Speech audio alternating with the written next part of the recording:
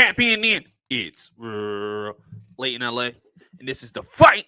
Now, there's been a lot of boxing. There's been a lot of 1-2s, right hands, left hands, check hooks, body shots, rib shots, liver shots. I had a lot of shots. It's been a lot of things going on.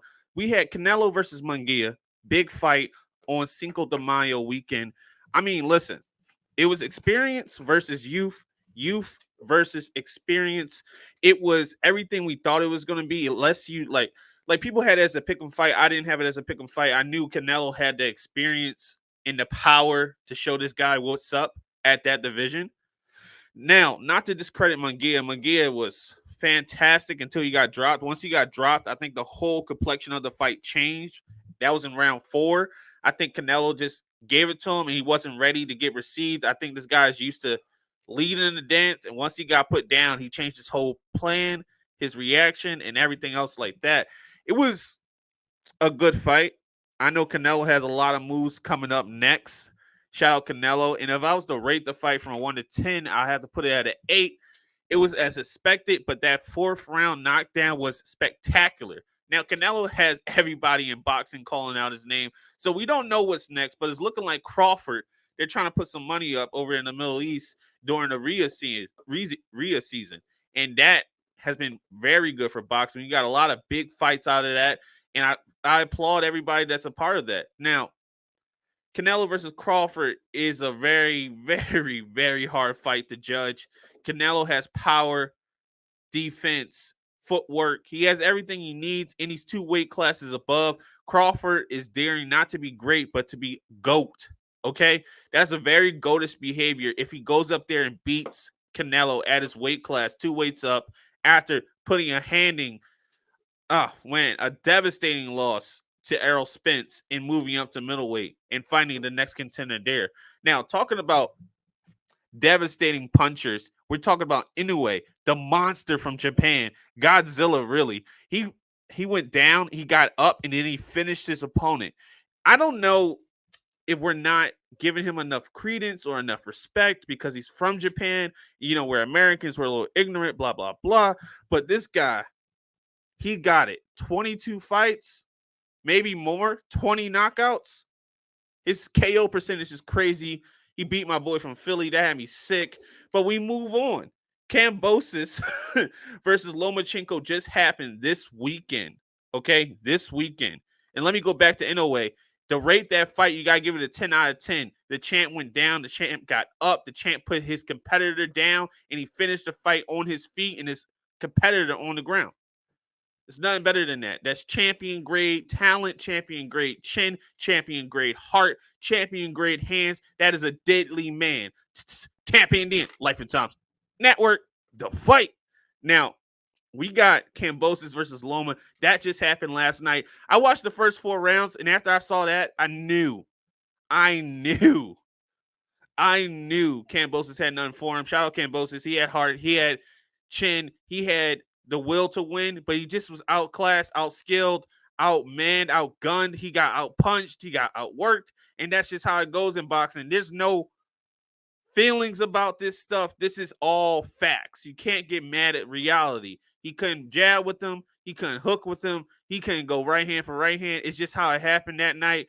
Things happen. It's sad to see that happen to him in his home state. Lomachenko just called out Tank. There's big fights from all over that division. I don't know what he's going to do next. If I had to rate that fight from 1 to 10, you got to give it an 11 just to see Loma enter the matrix again. Life and Times Network, the fight. Tapping in. Now, Loma can fight Shakur. Loma can fight Haney again. You know, Haney's trying to get rematches. Loma deserves a rematch. I still think Haney won that fight. He edged it. He's the champ. 7-5 fight, close fight, pick 'em fight. Whoever you liked more. I think the body shots worked because the 12th round he wasn't coming forward. Now, Loma's 36. Got a big old fat target on his back. Everybody thinks they can beat him. Everybody's more willing to fight him. I wouldn't mind seeing Loma versus Matias. I wouldn't mind seeing Loma versus Tank. They just talked about that on IG. Everybody's saying it's Tank versus Loma after Tank gets past Frank the Ghost Martin. We got to let him get past him first, though. I don't like making fights before everybody's past their first fight. Now, Tank has the chin. Tank has the power, of course, and he has underrated boxing and footwork. He's been fighting some southpaws as well. So has Loma. So it is very interesting to see at this juncture in their careers if they collide, the boxer versus the puncher. I still think Loma's starting to get hit more and more, and you don't want to get hit at all by Tank, and that is a very, very dangerous match. Now, Kambosos just took this L. This is his third loss in a row. I don't know what he's going to do next. He's a great competitor. He's changing coaches, and we can't discredit that because we don't know what's going on in that gym, right? But there's a multitude of things he can still go do in his division. There's Matias, there's Shakur, there's guys he can go reclaim himself and put himself back in the rankings far as that division. Now, upcoming, okay? Well, before the Loma fight, there was a crazy situation in the female division for a belt. It was a title fight. There was Hughes versus Johnson, and Johnson clearly won on my side, and she won on the cards, and then the announcer announced it for Hughes. It was crazy. I'm glad nobody got crazy. You know, nobody went to jail. Nobody was trying to do anything violent after a decision like that, after an announcement like that, because that's just unprofessional. Okay, that's like me saying Life and Times Network, and I'm not at Life and Times. Now, I don't understand how you do that as an announcer. I'm sure he's going to get shit canned, so I don't even want to talk shit about the guy. The fight, I give it an 8 out of 10. It was a great fight. I think they should give the female boxers more than 2 minutes to work and some more rounds. If they get those gloves on and they go out there and compete, they deserve to fight like the men. I appreciate that. Please. Now, up next weekend, coming up next, Tyson Fury versus Usyk, the heavyweight clash for undisputed title. I can't wait to see this. These guys been circling each other. They already got a rematch clause intact already. So whoever loses, they get to run it right back in 6 months.